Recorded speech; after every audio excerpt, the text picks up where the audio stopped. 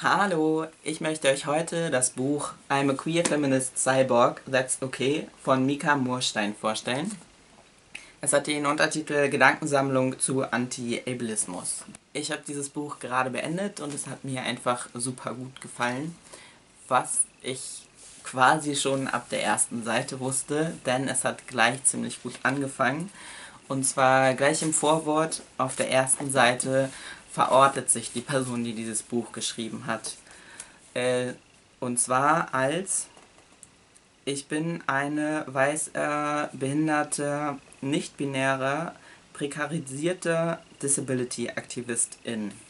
Und einfach Verortungen finde ich super wichtig, finde ich voll cool, dass die Person gleich am Anfang damit angefangen hat. Wobei mir einfällt, dass ich vielleicht sagen sollte, dass ich grob auf jeden Fall nicht von Ableismus betroffen bin. Und gleich nach dieser Verortung geht es dann darum, was die Ziele von diesem Buch sind. Und zwar ist es ein autobiografischer Bericht, der das dann wiederum mit Theorien verknüpft, um eine anti-ableistische Praxis zu entwickeln. Und um es schon mal vorwegzunehmen, ich finde, dieses Buch hat das sehr gut geschafft.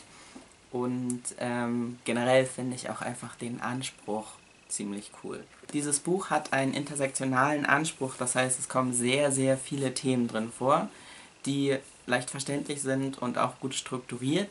Jetzt in der Vorstellung habe ich überlegt, wie ich das machen kann, ohne quasi das ganze Buch nochmal zu erzählen, weil einfach alles darin wichtig ist. Also ich habe auch das Gefühl, dass dieses Buch gut gegengelesen worden ist, dass es permanent einen roten Faden hat und man sich nicht darin verliert. So auf theoretischer Ebene hat es drei Aspekte. Auf der einen Seite geht es überhaupt darum, wie Behinderung dargestellt wird in unserer Gesellschaft, wie das Bild von Behinderung ist. Ein Beispiel: Selbstliebe von behinderten Menschen wird zum Teil von nicht behinderten Menschen quasi als Provokation gelesen, weil von behinderten Menschen einfach Selbsthass automatisch erwartet wird oder viel verständlicher ist aus ableistischer Sicht. Dann geht es überhaupt darum, was Ableismus ist. Das wird erklärt. Es wird auch geschichtlich geguckt, wie das früher aussah, wie sich das entwickelt hat, wie sich Sachen auch nicht verändert haben, sondern gleich geblieben sind. Und Ableismus wird aber nicht getrennt als isolierte Diskriminierung betrachtet, sondern es geht auch immer um die Verwobenheit mit Klassismus oder um die Verwobenheit mit Sexismus. Hier besonders aus einer nicht-binären Perspektive, weil Mika einfach eine nicht-binäre Perspektive hat. Das heißt, es geht auch viel um Transfeindlichkeit und es geht auch um die Verwobenheit mit Rassismus. Und ich finde es in diesem Buch ganz gut, dass es nicht nur wie so ein Lippenbekenntnis ist, wie so von vielen anderen weißen Theoretikerinnen, sondern Rassismus kommt an vielen Stellen drin vor. Und es gibt auch ein extra Interview mit Schwarz-Rund. Und Schwarz-Rund ist ja eine Afro-Latinx und hat deswegen nochmal eine andere Perspektive auf Behinderung. Das Interview trägt dann auch die Überschrift Gedanken zu Verwobenheit, mehrdimensionaler Verletzbarkeit und fragilen Bündnissen. Eine sehr coole Erweiterung von diesem Buch und von der Perspektive. Und es geht auf theoretischer Ebene auch immer um Empowerment, also wie Empowerment aussieht und wie Empowerment aussehen könnte. Das ist jetzt eine sehr grobe thematische Strukturierung. Diese groben Themen sind immer wieder auf einzelne Situationen, auf konkrete Lebenssituationen übertragen. Also es geht um Schule, es geht um Therapie, es geht um linke Gruppen und auch um Netzaktivismus, hauptsächlich hier Twitter. Da diese Aufzählung irgendwie immer noch nicht richtig zeigt, wie viel in diesem Buch einfach drin steckt, dachte ich mir, zähle ich noch ein paar Schlagwörter auf, die ich in diesem Kontext einfach sehr interessant fand, um die es hier unter anderem einfach geht. Und zwar Schönheit, Prekarität, Intelligenz, Schmerzen, Sexualität, Polizeigewalt, Alter, auch um Sprechverbote, wer davon spricht, Leute, die hohe Auflagen haben, viel Sendezeit haben und worüber wird von den gleichen Leuten auch wiederum gesprochen. und auch um Kraftquellen. An manchen Stellen klingt dieses Buch sehr akademisch und auch den Titel von dem Interview, den ich gerade vorgelesen habe, kann recht abschreckend wirken, weil einfach ultra lange, komplizierte Begriffe drin sind, über die man vielleicht auch erstmal nachdenken muss.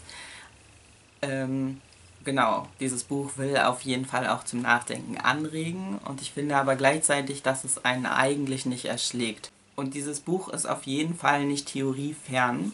Es taucht sehr viel Theorie hier drin auf, aber ich würde sagen dem Ziel entsprechend. Und das Ziel ist ja eine anti-ableistische Praxis zu schaffen. Das heißt für mich, dass hier Konzepte auch zum Teil benutzt werden, ohne dass gesagt wird, hey, hier ist ein Konzept, liest dir das erstmal durch, bevor du das hier verstehst, sondern zum Beispiel an dem Wort Verwobenheit. Verwobenheit steht einerseits für ein ganzes theoretisches Konzept, wie Diskriminierung verstanden werden kann, aber auch Leute, die dieses Konzept nicht verstehen, wenn gesagt wird, Diskriminierung sind verwoben oder Verwobenheit der Diskriminierung. Einfach, dass Diskriminierungen nicht klar voneinander trennbar sind, sondern halt miteinander verwoben, verknüpft.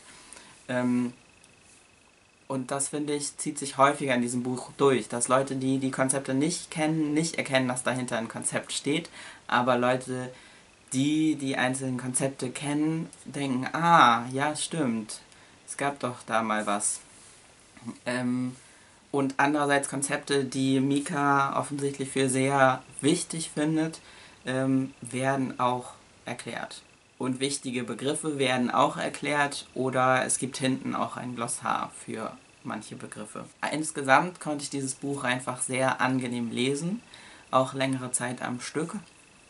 Und es hat sich abgewechselt zwischen eher theoretischen Überlegungen und praktischen Berichten und praktischen Überlegungen. Und genau das Verhältnis hat mir super gut gefallen. Sehr viel mehr kann ich jetzt so gar nicht über dieses Buch sagen. Ich wollte mit einem Zitat abschließen, das mir sehr gut gefallen hat. Dann ist er da, der Februar, und ich sehe allerhand Filme, die diverse soziale Realitäten widerspiegeln. Etwas, das sich als Eskapismus nicht wirklich eignet, aber mir eine andere Art der Reflexion über mich, über soziale Realität ermöglicht und ein über den eigenen Tellerrand gucken. Diese Gedanken und Gefühle sind keine Last, sondern so eine Art gefundener Schatz. Und dieser funkelt auch noch eine ganze Weile nach. Ich schließe mit diesem Zitat, weil ich auf der einen Seite finde, dass Mika hier schön beschreibt, was Filme sein können. Und auf jeden Fall würde ich sagen, dass dieses Buch auch ein neu gewonnener Schatz für mich ist, den ich gerne mit sehr vielen Leuten teilen würde. Das war's. Bis bald.